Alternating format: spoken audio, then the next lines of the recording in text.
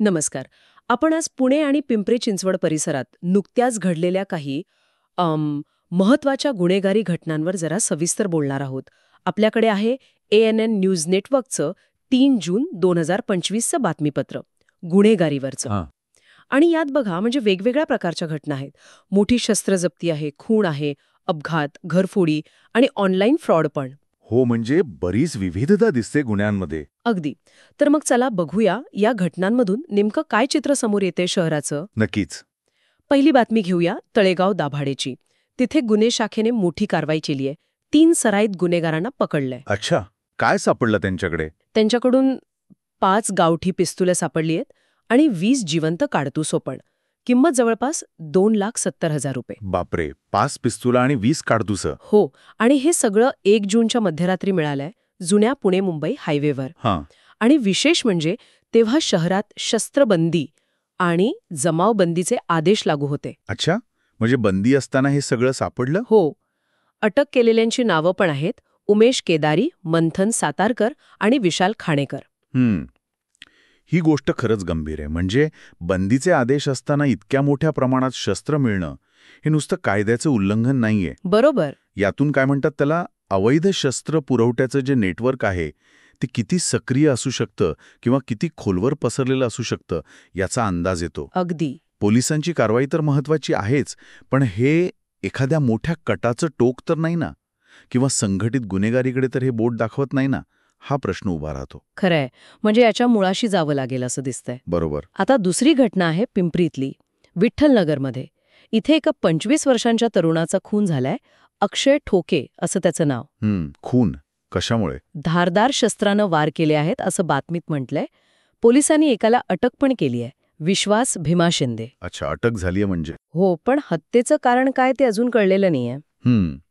अटक झाली हे महत्वाचं असलं तरी कारण समोर येणं जास्त गरजेचं आहे, नाही का? हो ना. कारण अनेकदा काय होतं, असे गुन्हे वैयक्तिक वादातून होतात, पण कधीकधी अगदी किरकोळ कारणांवरून सुद्धा टोकाची पावलं उचलली जातात. समाजातली असहिष्णुता वाढतेय का, हे पण यातून कळू शकतं. बरोबर. तपास पूर्ण झाल्यावरच चित्र स्पष्ट होईल. अगदी. आता पुढे जाऊया अपघातांच्या बातम्यांकडे. 2 घटना आहेत आणि दोन्ही खूप गंभीर वाटतात. पहिली येरवडल्यातली. तिथे एका भरधाव डंपरने एका दुचाकीस्वाराला उडवलं. तन्वीर खान, वय 31, त्यांचा जागीच मृत्यू झाला. अरे रे. आणि चालक फरार, डंपर सोडून पळून गेला. हे तर फारच वाईट. आणि दुसरी घटना तळेगाव MIDC जवळची. तिथेही भरधाव ट्रेलरने एका दुचाकीस्वाराला चिरडलं. राजेश राजदुराई, वय 28, त्यांचाही मृत्यू. आणि इथे पण चालक फरार? हो, इथेही तोच प्रकार, चालक पळून गेलाय. हे हिट अँड रनचं प्रमाण वाढतंय असं वाटतंय का? नक्कीच. या दोन्ही घटनांमध्ये बघा, जड वाहनं आहेत आणि दोन्हीकडे चालक फरार आहेत. हो. हे केवळ अपघात नाहीयेत, हे गंभीर गुन्हे आहेत. यातून एकतर रस्ते सुरक्षेचा मुद्दा समोर येतोच, पण त्याहून जास्त म्हणजे चालकांची बेफिकिरी आणि जबाबदारी टाळण्याची वृत्ती. अगदी. अपघातानंतर थांबण्याऐवजी, मदत करण्याऐवजी पळून जायचं, ही मानसिकता खूप धोकादायक आहे. जड वाहनांच्या अपघातात धोका जास्त असतो, त्यांच्या चालकांकडून जास्त जबाबदारी अपेक्षित आहे खरं तर. खरंय. खूप चिंताजनक आहे हे.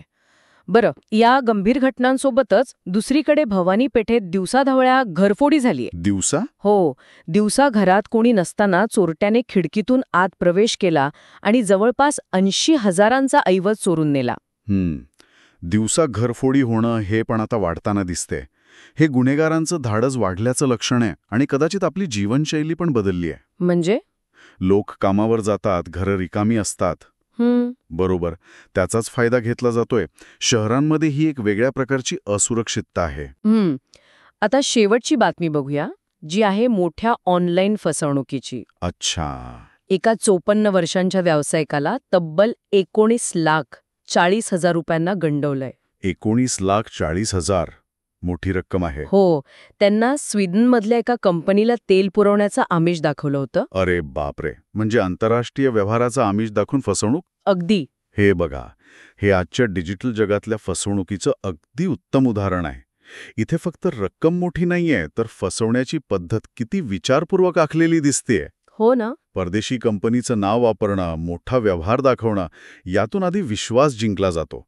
ही फक्त टेक्निकल फसवणूक नाहीये, ही सायकोलॉजिकल पण आहे. खरंय. ऑनलाईन व्यवहार करताना किती सावध राहायला पाहिजे हे यातून पुन्हा एकदा समोर येतंय. तर या सगळ्या बातम्या जर आपण एकत्र पाहिल्या तर एक गोष्ट अगदी स्पष्ट होते की नाही, पुणे आणि पिंपरी चिंचवड सारख्या शहरांमध्ये एकाच वेळी किती वेगळ्या प्रकारची आव्हानं आहेत. अगदी. म्हणजे अवैध शस्त्र आहेत, खून आहेत, रस्त्यावरचे जीव घेणे अपघात आहेत, घरात घुसून चोरी आहे आणि डिजिटल जगातली लाखोंची फसवणूक पण आहे. बरोबर. या सगळ्या घटना मिळून काय सांगतात तर वाढत्या शहरीकरणामुळे सामान्य माणसाला किती वेगवेगळ्या पातळ्यांवर असुरक्षित वाटू शकते.